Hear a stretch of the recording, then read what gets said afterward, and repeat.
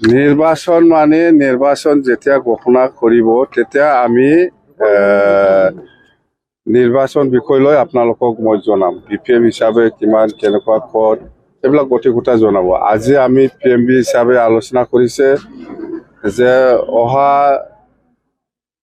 25 তাৰিখৰ পৰা এই মাহৰ 25 তাৰিখৰ পৰা আমি বিপিএফ দলে ডিষ্ট্ৰিক্ট ৱাইজত মাছ ৰেলী এইটো প্ৰগ্ৰাম লৈছে। প্ৰথম কোচেগাঁৱত হ'ব, ইয়াৰ পিছত পৰ্বতজোৰাত হ'ব, ইয়াৰ পিছত কোকৰাঝাৰত হ'ব, ইয়াৰ পিছত খাজলগাঁৱত হ'ব, ইয়াৰ পিছত বিজনীত হ'ব, ইয়াৰ পিছত চালবাৰী।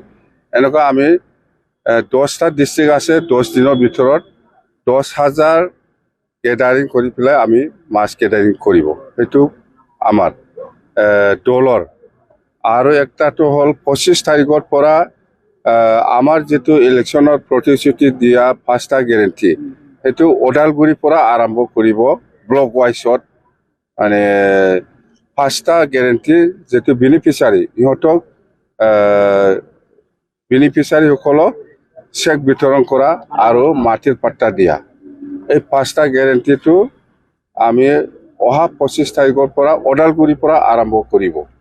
আৰু মাছ গেডাৰিংটো কোচেগাঁৱৰ পৰা আমি আৰম্ভ কৰিব। এইটো বেনিফিচিয়াৰী বিতৰণ কৰাটো এইটো অফিচিয়েল হ'ব। আমাৰ MCLA আছে, EM আছে। মই যদিও থাকিব নোৱাৰে, কিছুমান প্ৰগ্ৰামত হয়তো মই নাথাকিব পাৰে বা কিছুমানত মই থাকিব পাৰে, কিন্তু মাছ গেডাৰিং ৰেলী যেটো প্ৰগ্ৰাম সেইটো 25ৰ পৰা কোচেগাঁৱৰ পৰা আৰম্ভ। কংগ্ৰেছৰ কথা সুধিব নালাগে। আমাৰ BTC ইয়াত কোন পলিটিকেল পাৰ্টি আহে নাহে এইবিলাক ইহঁতৰ কথা। কিন্তু বিপিএফে BTC বাহিৰত ইলেকশ্যন নেখেলিব, BTC ভিতৰতে ইলেকশ্যন খেলিব।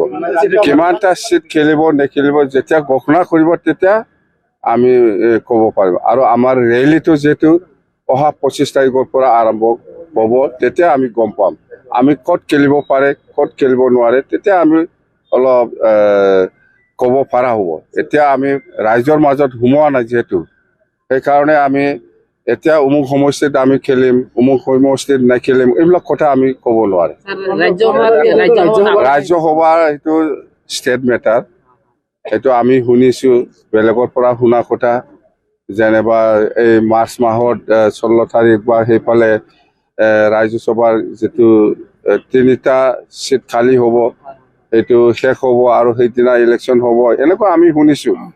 মুঠতে ৰাজ্যসভা বা MP, লোকসভা MP বা ৰাজ্যসভা MP বা দিছপুৰত আমাৰ যেনেকুৱা গুৰুত্ব পাব লাগে, ইয়াৰ কাৰণে আমি BTC হিচাপে জোৰদাৰভাৱে যোৱা BTC ইলেকশ্যনত আমি নিৰ্বাচন খেলিছে আৰু BTC গভৰ্ণমেণ্ট বনাব পাৰিছে। এতিয়া দিছপুৰত কোনে চৰকাৰ বনায়, দিল্লীত কোনে চৰকাৰ বনায়, ৰাজ্যসভাত কোনে ৰাজ্যসভা MP হৈ যাব, সেইটো আমাৰ কাৰণে ইমান ডাঙৰ ইস্যু নহয়।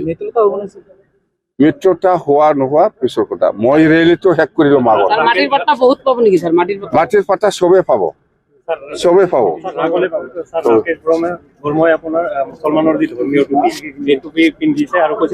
মই এইবিলাক কোন ৰাকেশ তাকেশ মই চিনি নাপাওঁ। কোন টুপি পিন্ধিছে কোন টুপি পিন্ধা নাই এইবিলাক লৈ মোক সুধিব নালাগে, দৰকাৰ নাই। আমাৰ 25 তাৰিখৰ পৰা ৰেলী হ'ব। উন্নয়নটো নন ষ্টপ হৈ থাকিব।